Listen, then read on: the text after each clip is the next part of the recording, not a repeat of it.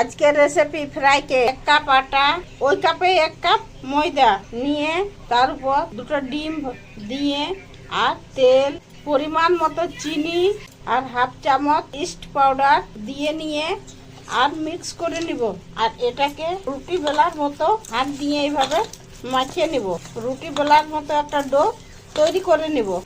এই যে লেচি কাটিয়ে নিয়ে গোল গোল করে লাড্ডুর মতো বানাই নিয়ে আর একটা প্লেটে রেখে নিচ্ছি।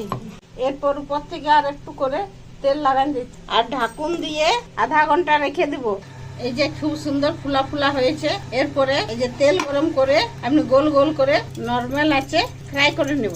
একদিকে ভাজা হয়ে গেছে, এরপরে পাল্টি করে দিচ্ছি। এই যে ব্রাউন কালারের ভাজা হয়ে গেছে, তুলে নিচ্ছি। খুব সুন্দর ফুলে নিয়ে ডবল হয়ে গেছে, এতটাই ফুলেছে যে ফাটে গেছে। এইভাবে বাকিগুলো ফ্রাই করে নেব। ফ্রাই কেক বনে রেডি হয়ে গেছে।